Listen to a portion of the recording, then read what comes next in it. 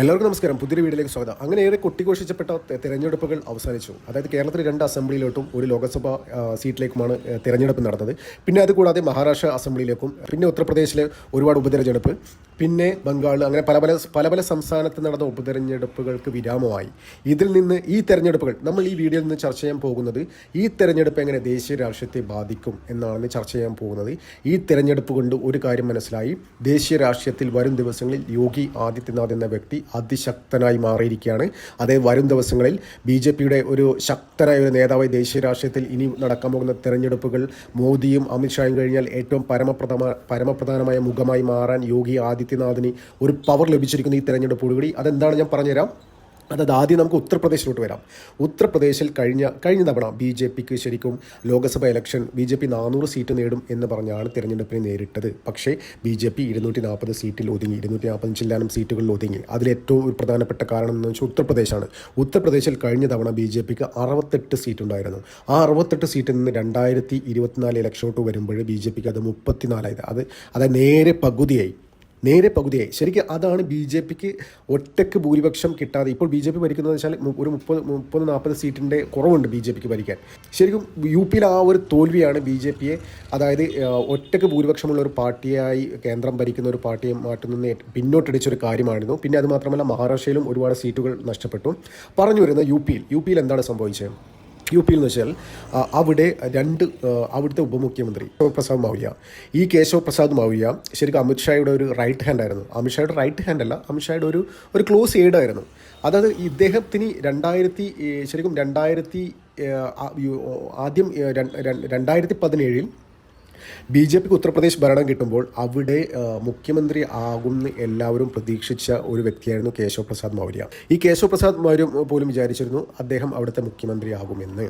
പക്ഷേ സംഘത്തിൻ്റെ തീരുമാനം വേറൊന്നായിരുന്നു. പക്ഷേ അതൊരു വലിയ സ്റ്റോറിയാണ്. അതായത് യോഗി ആദിത്യനാഥ് എങ്ങനെ UP മുഖ്യമന്ത്രി സ്ഥാനത്തേക്ക് വന്നു എന്നൊരു വലിയ സ്റ്റോറിയാണ്. അത് നമ്മൾ പിന്നീട് ഒരു വീഡിയോ ചെയ്യുന്നുണ്ട്.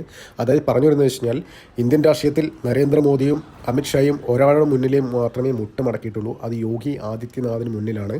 അതുകൊണ്ടാണ് അങ്ങനെ മുട്ടുമടക്കിയതിൻ്റെ ഫലമാണ് 2017 യോഗി ആദിത്യനാഥ് UPയുടെ മുഖ്യമന്ത്രി സ്ഥാനത്തോട്ട് വരുന്നത്. അതുവരെ കേശവ് പ്രസാദ് മൗര്യ, അതായത് അമിത്ഷായുടെ ക്ലോസ് എയ്ഡായിരുന്ന കേശവ് പ്രസാദ് മൗര്യായിരുന്നു മുഖ്യമന്ത്രി സ്ഥാനത്തേക്ക് പരിഗണിക്കപ്പെട്ടിരുന്നത്. പക്ഷേ അദ്ദേഹത്തെ പരിഗണിച്ചില്ല. അതിന് പിന്നിലുള്ള കളികൾ വേറെയാണ്. അത് പിന്നീട് ഒരു അവസരത്തിൽ പിന്നീട് വീഡിയോ ചെയ്യാം. അപ്പോൾ അന്ന് തൊട്ട് ഈ കേശവ് പ്രസാദ് മൗര്യക്ക് യോഗി ആദിത്യനാഥിനോട് ഒരു കലിപ്പുണ്ട്.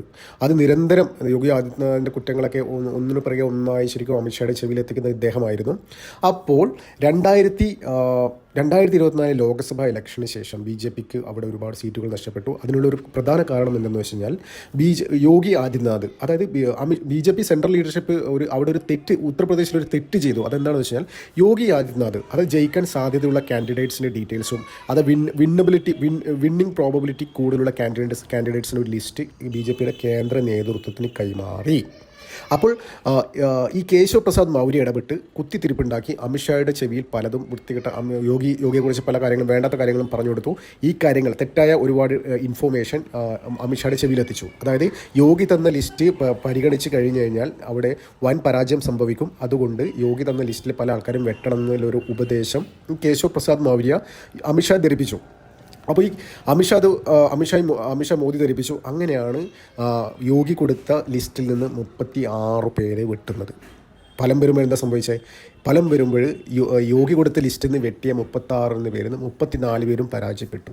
ഇതാണ് ശരിക്കും ഉത്തർപ്രദേശിലെ ഒരു തകർച്ചയ്ക്ക് കാരണം. അതായത് യോഗി ഭയങ്കര ഒരു ലോങ് വിഷനുള്ള ദീർഘവീക്ഷണമുള്ള ഒരു നേതാവായിരുന്നു. അതായത് അദ്ദേഹം ഗ്രൗണ്ട് ലെവലിൽ റിപ്പോർട്ട് കളക്ട് ചെയ്ത് ആ റിയാലിറ്റി മനസ്സിലാക്കിയതിന് ശേഷമാണ് കേന്ദ്ര നേതൃത്വത്തിന് ആ ലിസ്റ്റ് പാസ് ചെയ്തത്. പക്ഷേ അമിത്ഷാ ഈ കേശവ് പ്രസാദ് മൗര്യയുടെ വാക്ക് കേട്ട് അവിടെ പലതും ചെയ്തു. അതിൻ്റെ ഫലമാണ് BJP 2024 ലോക്സഭാ ഇലക്ഷൻ അനുഭവിച്ചത്. അതിനുശേഷം ഇതേ കേശവ് പ്രസാദ് മൗര്യ ഒരു വിമത സ്വരമായി മുന്നോട്ട് വന്നു. യോഗി ആദിത്യനാഥിനെതിരെ ഒരുപാട് ആരോപണങ്ങൾ ഉന്നയിച്ചു. ഇവിടെ തോൽവിക്ക് കാരണം യോഗിയുടെ അപ്രമാദിത്വമാണ്. അദ്ദേഹത്തിൻ്റെ ഏകാധിപതി എന്ന ഒരു ശൈലിയാണ് അവിടെ BJPക്ക് ഇത്ര തോൽവി സമ്മാനിച്ചത് എന്ന ഒരു പ്രസ്താവനയായിട്ട് അദ്ദേഹം ഇലക്ഷന് ശേഷം വന്നു. അദ്ദേഹം ഒരു പരസ്യമായ ക്യാമ്പയിനിങ് ആയിട്ട് യോഗിക്കെതിരെ വന്നു. മോദി അമിത്ഷായ്ക്ക് കണ്ടു. പക്ഷേ RSS യോഗിയുടെ കൂടെയായിരുന്നു. പക്ഷേ യോഗി അന്നൊരു വാക്ക് കൊടുത്തിരുന്നു. അതായത് ഈ വരുന്ന ഉപതെരഞ്ഞെടുപ്പിൽ പൂർണ്ണ ഉത്തരവാദിത്വം ഞാൻ ഏറ്റെടുത്തോളാം. അതായത് 9 യു പിയിലേക്ക് നടന്ന 9 നിയമസഭയിലേക്ക് നടന്ന ഇലക്ഷനിൽ 7 സീറ്റിലും BJP ജയിച്ചു. 2 സീറ്റിലേക്ക് മാത്രമേ SP ജയിപ്പിക്കാൻ പറ്റൂ. ഈ 7 സീറ്റിൻ്റെ പൂർണ്ണ ഉത്തരവാദിത്വം യോഗി ആദിത്യനാഥ് ഏറ്റെടുത്തു. ഇപ്പോൾ യോഗി ആദിത്യനാഥ് BJP കേന്ദ്ര നേതൃത്വത്തോട് പറഞ്ഞു, ഇതിൻ്റെ തോൽവിയുടെ ഉത്തരവാദിത്തം, ഈ 7 സീറ്റിൽ എന്തെങ്കിലും സംഭവിച്ചാൽ അതിൻ്റെ പൂർണ്ണ ഉത്തരവാദിത്തം ആർക്കുമല്ല, ഇവിടെ ഒരു പ്രവർത്തകർക്കല്ല, അത് എനിക്ക് മാത്രമാണ് എന്ന ഒരു ചലഞ്ച് യോഗി ഏറ്റെടുത്തു. അമിത്ഷാ അത് അംഗീകരിച്ചു, ചലഞ്ച് അക്സെപ്റ്റ് ചെയ്തു. അപ്പോൾ ഇപ്പോൾ എന്താ സംഭവിച്ചത്? അവിടെ 9 സീറ്റിലും 7ലും BJP മൃഗീയ ഭൂരിപക്ഷത്തിൽ ജയിച്ചു. 6 സീറ്റിൽ BJP ജയിച്ചു, 1 സീറ്റിൽ BJPയുടെ ഒരു NDA ആയിട്ട് അലൈ ജയിച്ചു. അതിൻ്റെ ഫുൾ ക്രെഡിറ്റ് ശരിക്കും യോഗി ആദിത്യനാഥിനാണ്. അത് മാത്രമല്ല, നേരത്തെ പറഞ്ഞ മാതിരി, ഈ വീഡിയോയുടെ ആദ്യ ഭാഗത്തിൽ പറഞ്ഞ മാതിരി, ജാർഖണ്ഡിൻ്റെ ചുമതല ഹിമന്ത വിശ്വ ശർമ്മ കൊടുത്തു, മുംബൈയുടെ ചുമതല, മഹാരാഷ്ട്രയുടെ ചുമതല യോഗി ആദിത്യനാഥിന് കൊടുത്തു. അപ്പോൾ ഇവിടെ ഈ മഹാരാഷ്ട്രയെ സംബന്ധിച്ചിടത്തോളം ഇവിടെ ഇവർ ഉയർത്തിയ ഇവിടുത്തെ പ്രതിപക്ഷ പാർട്ടികൾ, അതായത് മഹാവികാസ് അഘാടി, കോൺഗ്രസും ഉദ്ധവിൻ്റെ ശിവസേനയും ശരത് പവാറിൻ്റെ NCP ഉയർത്തിയ അവർ ജനങ്ങൾക്ക് കൊടുത്ത വാഗ്ദാനം എന്താണെന്ന് വെച്ച് കഴിഞ്ഞാൽ, അതായത് അവർ അധികാരത്തിലെത്തിക്കഴിഞ്ഞ് കഴിഞ്ഞാൽ 10% സംവരണം, 11% സംവരണം പോലീസിൽ മുസ്ലിങ്ങൾക്ക് നൽകും. അതായത് സേനയിൽ പോലീസിൽ 11% മുസ്ലിങ്ങൾക്ക് സംവരണം കൊടുക്കും. പിന്നെ അതുമാത്രമല്ല, ഗവൺമെൻറ് കോൺട്രാക്ട്സ് കൊടുക്കുമ്പോൾ അതിലൊരു 15% മുസ്ലിങ്ങൾക്ക് കൊടുക്കും. പിന്നെ ഇവിടുത്തെ മുല്ലാക്കന്മാർക്ക് പ്രത്യേക പരിഗണന നൽകും. അങ്ങനെ അമിതമായി മുസ്ലിം വോട്ടുകൾ ഡിപ്പെൻഡ് ചെയ്തിട്ടാണ് അവർ പ്രചരണം നടത്തിയിരുന്നത്. പക്ഷേ ഇതിനൊക്കെ ശരിക്കും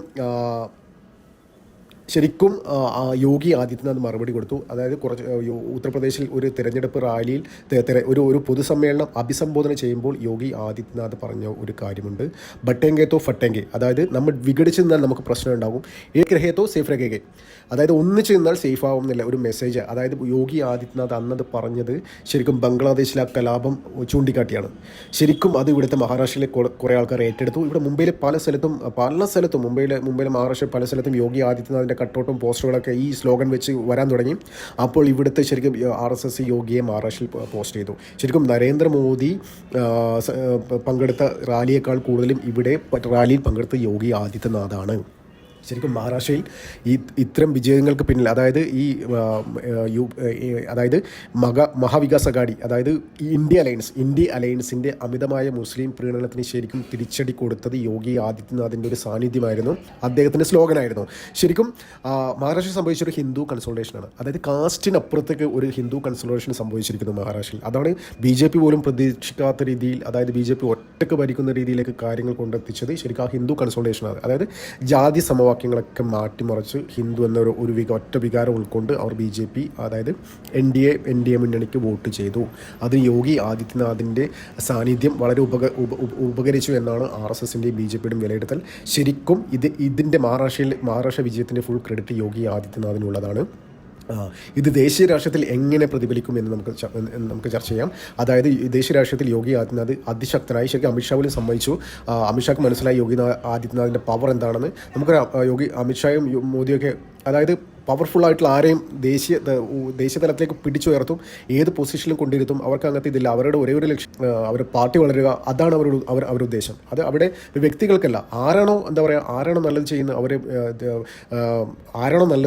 അവരെ നേതൃത്വ നിരയിലേക്ക് കൊണ്ടുവരാനും അവർക്ക് സ്ഥാനമാനങ്ങൾ നൽകാനും അമിത്ഷാക്കും മോദിക്കും ഒരു മടിയുമില്ല.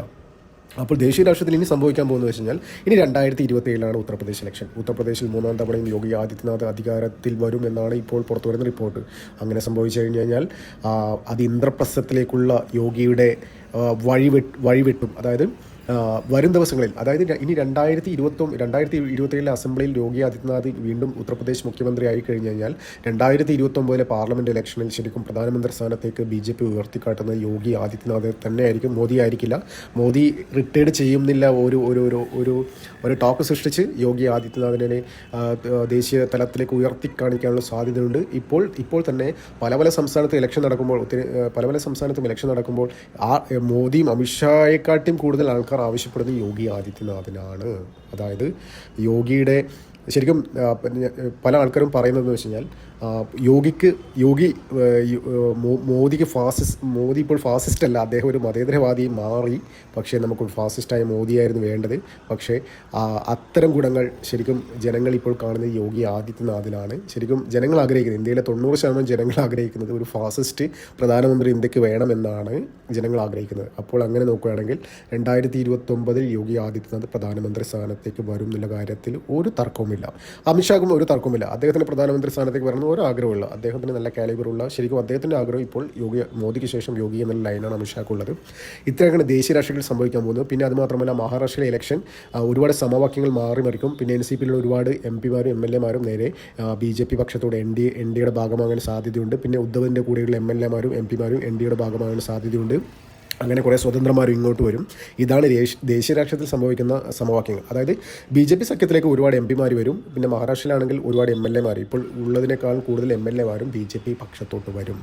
ചുരുക്കി പറഞ്ഞു കഴിഞ്ഞാൽ ഈ ഒരു തെരഞ്ഞെടുപ്പ് ദേശീയ രാഷ്ട്രീയത്തിൽ യോഗി ആദിത്യനാഥിനെ അതിശക്തനാക്കി മാറ്റി. ശരിക്കും അമിത്ഷാക്ക് പോലും സമ്മതിക്കേണ്ടി വന്നു. ഇന്ത്യൻ രാഷ്ട്രീയത്തിൽ നരേന്ദ്രമോദിയും അമിത്ഷായും ഒരാളുടെ മുന്നിൽ മാത്രമേ മുട്ടുമടക്കിയിട്ടുള്ളൂ. അത് ഈ യോഗി ആദിത്യനാഥിന് മുന്നിൽ മാത്രമാണ്. അത് 2017 UP അസംബ്ലി ഇലക്ഷന് ശേഷം നടന്ന നാടകീയ സംഭവങ്ങളാണ് അതിന് കാരണം. നമ്മൾ പിന്നീടൊരു വീഡിയോയിൽ അത് വിശദമായി ചെയ്യുന്നുണ്ട്, എങ്ങനെയാണ് നരേന്ദ്രമോദിയും അമിത്ഷായും യോഗി ആദിത്യനാഥ് മുട്ടുകുത്തിച്ചത് പിന്നീട് വീഡിയോ ചെയ്യാം. അധികം ദീർഘിപ്പിക്കുന്നില്ല. നന്ദി, നമസ്കാരം. മറ്റൊരു വീഡിയോയിൽ കാണാം.